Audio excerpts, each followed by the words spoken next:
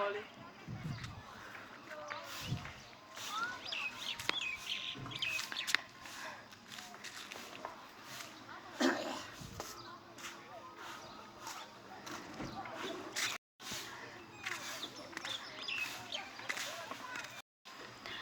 ံးပဲမင်္ဂလာပါရှင်ဒါတော့ဆရာဖျားကြီး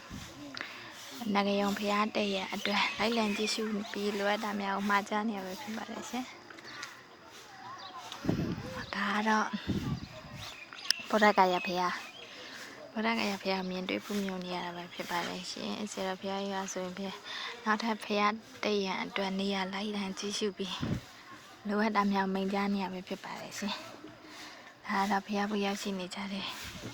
ဖျားဖို့ကားလေးကိုလည်းမြင်တွေ့နေရတာပဲဖြစ်ပါတယ်ရှင်